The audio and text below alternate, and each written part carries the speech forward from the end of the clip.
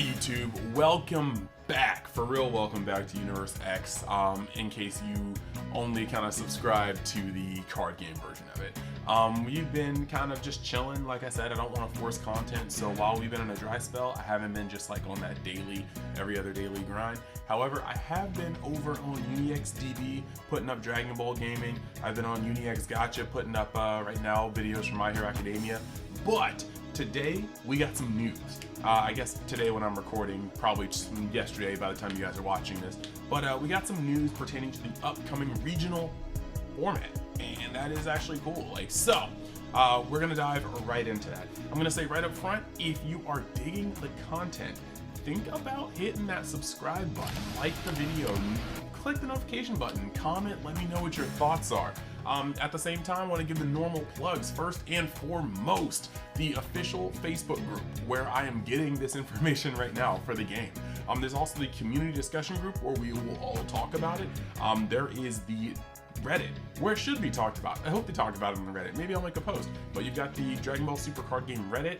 The links for all those will be in the description, along with the links to my other channels, the Universe X Discord, where you can pretty much talk about anything, and yeah, almost anything.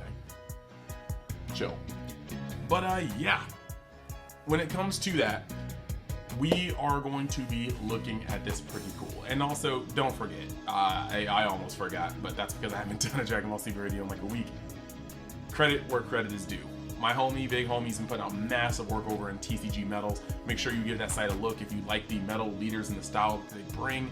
He's been doing crazy cool work for Realm of the Gods, and he's gonna keep cooking. So yeah, looking at this announcement, I'm gonna read it real quick.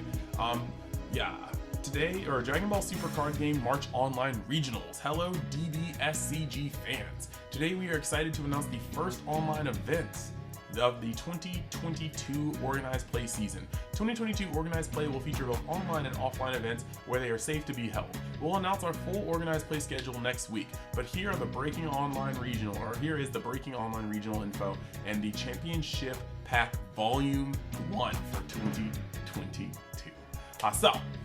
We are looking at Saturday, March 12th, Carta Magica Online, 9 a.m. Eastern Time, February 27th. Oops, those are two different things. Yeah, registration opens up the 27th, so actually tomorrow if you're watching this, at 9 a.m. Eastern Time. Then you've got Sunday, March 13th, Core TCG North America, registration TBA. You've got Kokui Latin America on Saturday, March 27th. Registration opens up, once again tomorrow, 9 a.m. Eastern Time. Then you got Saturday, April 2nd, Card Market Europe. Registration opens up on the 28th of February, so 2 days. And then you got Italy, France, and Oceania TBA. So, looking at this, we got a nice little spread of online tournaments. These are pretty cool. I am going to go into their structure real quick before I go into the cards. The structure in question, you dig. So, the event cost seems to be $30. Participation award. Every player that completes will receive 5 Championship Pack Volume 1s. So yeah, I mean, there's 5 cards in there. If you're lucky, you'll get one of each, or maybe if you're lucky, you'll get multiple of the best one. But yeah, 5 Championship Packs 2022 Volume 1. You're gonna get 3 of the Event Pack 9s. That's pretty cool. And then that's actually just that.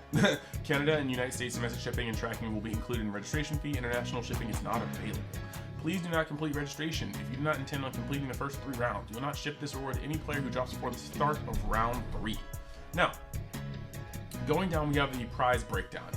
If you get top 32, you're going to get a 2022 top 32 alt art card Vegeta. Now, I want to say this is the Vegeta leader. That's what they've been doing with the alt art lately. And I will also want to say that this is the Vegeta coming out for the pre-release. Because of his errata, lots of people have been shying away from him, so this may not be the card that lots of people want as badly anymore, but we'll see. Top 16, 1 top 16 playmat, Son Goku versus Jiren. That sounds hot. I want to play for that. Then you also will get the 2022 top 16 alt art Great Priest. That deck is still kind of untapped, but I cannot wait to have that as a trophy card. Finals invite for national or for North America only. That's cool. Top 16 instead of top 8. That's awesome. Then you've got the top 4. Top 4 would get the 2022 top 4 alt-art card, Sin Shenron. Very good deck this go. Now this says Sin Shenron. We just had a Sin Shenron for nationals. So I want to know if this is going to be Sin Shinron from set 14, if this is going to be Xeno Sin or Yellow Sin, because it'd be weird if they like back-to-back gave it all leaders. Then you get one booster box of a recent set. Recent set, I really hope this is Realm of the Gods. It'd be silly if it wasn't, but who knows. Then the champion is going to get the champion playmat, Realm of the Gods key visual. Then you're going to get one championship pack volume 2 winner gold stamp set, and we haven't seen the winner gold stamps yet. Participation prize and images, we're going to get to that. We got some of it. Event format will be Swiss format, best of 1, 50-minute rounds, end of match procedures. There will be no top cut playoff for this event. With a 256 player capacity, we'll host a total of 8 rounds until we have a single undefeated. So they are continuing with the single undefeated rule. I know how a lot of people feel about that. Sometimes it feels bad. Then let's see, that's pretty much all that's there for now. But now we get to jump into the cooler part, the meat and potatoes part. We've got some cards. We got some cards to spoil. So, first and foremost, this is the one that has a lot of people very, very, very, very, very happy. Android 17 most valuable player. This guy is about to be ridiculous. He's an Android 17, his art looks crazy cool. Activate main Sparking 5. If your leader card is a red Universe 7 card, and you send this card from your drop area to your warp, your leader card gains Invoker until the end of your next turn. So, this is going to be crazy because there are going to be some turns where you don't even need to plant the 3-drop Vegeta. You just pay 1, remove this guy if you have Sparking 5, which you should in that deck, and then you just go off King or Queen. You will be able to use your Invoker abilities your turn, your opponent's turn, it's attached to your leader, so they can't turn you off. On top of that, this is going to be very interesting because this is going to open up a realm of possibility for other decks. Since this is Red Universe 7, you could use this in Vegeta, you could use this in Gohan. I don't think I would like it in Invoker engine in or Invoker package in the new Goku, but Vegeta and Gohan plus the original Invoker leader, this can be some pretty nice heat. This is definitely going to revitalize the Invoker counter build because this is getting into a format where mid-range control are almost unchecked when they start getting their top end, and Invoker has a crazy top end, and this card is only going to help it reach its top end, so I'm digging it. Let's move on to the next card. We got SS2 Kefla, Supreme Warrior of Universe 6. Deflect Unique Barrier. She costs 7. If you have 7 or more energy, when this card is played, it gains triple strike for the turn. So Barrier, triple strike, and a deflect, that's a huge swinger, but it costs 7. Once per turn, add up to 1 Caulifla or Kale card from your drop area to your hand. I don't know, man. I don't know. It's only triple strike for 1 turn, so you play it for 7 energy and it catches in a gate, and you're just stuck with a 30k unique barrier beater, but it will recur a card every turn. That's kind of cool, but I don't think this deck or this card fixes what the deck, like the deck didn't necessarily need bombs. Like the Kale SR was already a massive bomb, resets the board, goes hard. This is just another late game play, and it doesn't necessarily need a late game play. The archetype needed more early mid game plays that help with the ramp function. So I'm a little sad about this one, but it is what it is. Move over to the next one. Planetary Manipulation. Counterattack, negate the attack. Cool. Permanent. You can activate this card's counter skill from your hand without paying its energy cost by placing 1 card from under a nameless planet in your battle area into its owner's drop area instead. So I like this because while the nameless planet was kind of a cool win con, this is actually turning the nameless planet into an actual resource. Being able to draw from cards under it, or pulling cards under it, to fuel effects like this. Activate main 3 green, choose 1. Place up to 3 cards from under a nameless planet into your battle area, or in your battle area, in their owner's drop areas, and your opponent discards cards equal to the number of cards you place in the drop areas this way. Or you can look at your opponent's hand and play 1 battle card from it in rest mode. So this does one of 2 things. You either forcibly rip any card from their hand and play it in rest mode so you can swing on it with your effects. If you already have a Goku established, you may just swing and blow it up right there, potentially allowing you to really hurt people when it comes to having their best cards being ripped out of their hand when they don't want them to. However, the 3 green effect is kind of wild. I think 3 green is a lot just to play a card from your opponent's hand, but it is a selective rip. You get to look at your opponent's hand, know exactly what they have, and then take their best card and then eat it. Like, can you imagine if you took your opponent's secret rare?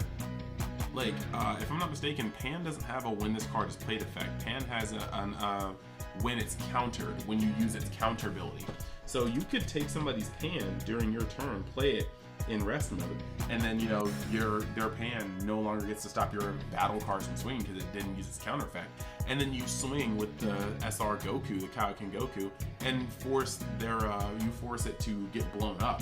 So this could be a potentially really good effect. Now that being said, I also think that the 3 green is funny because if you take 3 cards out from Name of the Planet, you're like super Ribrianning some person. Some people are like 3 greens a lot, but if you pay 2 green to take 2 cards from Ribrianne, would you not play 3 green to maybe take 3 cards away? I think this is actually a lot stronger than it seems off the rip. Now, let's go to the next one. We got Nail Namekian Guardian. This is arguably the most funny one, mainly because it's supporting an archetype that hasn't seen support in like 10 sets. But yeah, this is kind of hailing back to the what was it, Clash of Fates, where we had the Piccolo Nail Infused, or Nail Fused, Fuse of Nail. If your leader card is yellow, when this card is KO'd, play up to 1 Piccolo Fused Nail from your deck, then shuffle your deck, and if you played a card, place up to 3 Namekian cards under it from your drop area. So this is gonna play it and beef it up, but you have to play this guy for 1. Then he has to be destroyed. If your opponent destroys it when you play it, you likely won't have the energy to use it, so you'll have to wait till like the mid game to play, like turn 3, turn 4. I think this guy's kind of weird. He doesn't really do enough because that's an old archetype, but hear me out. We saw on Ultimate Squad's little teaser image, there's a Goku and a Piccolo. That Piccolo is really Brolik. Like, that Piccolo is like thick, and on top of being like super like thick, like the Goku had the fluffy, very yellow hair. So I'm thinking that's a early late Android Saga / early Cell Saga Piccolo and Goku. Meaning like Heartfire's Goku, and I traded hands with 17 before he got strong enough to swat out Super Saiyan Blue and wound Jiren 17. Which means that this yellow Namekian support could easily slot in with next set if the next set has Piccolo in yellow. So, I'm down for that. Now the last card we have is Majin Buu Tricky Nemesis. Permanent, if your leader card is a green Majin Buu card, this card is green while on your deck and drop area. It's a 4-drop, so there are a couple cards that can play this. Activate main 3. If your leader card is a green or black Majin card and you have 4 or more energy, play up to 1 green or black Majin Buu card with an energy cost of 5 or 6 from your hand. I wish it went from deck. That's just the better way of these cards being played. However, this allows you to play it in the set 14 Buu deck or the, set 9 Majin Buu. So I think that's actually pretty heat. This is going to allow you to do quite a lot. And it's a bridge. It's a nice little bridge. 3 energy can be a little costly because I've seen the green Majin Buu being played as an aggro variant a lot more. Thanks, Amani. But I think this has some potential. So yeah, that is the current video. I hope you guys liked it. Hope you guys liked the break on the silence. And yeah, if you guys have anything to let me know, any thoughts, any ideas, put them down in the comments. I'll be glad to read them, and I will see you guys the next time you decide to join Universe X. Later.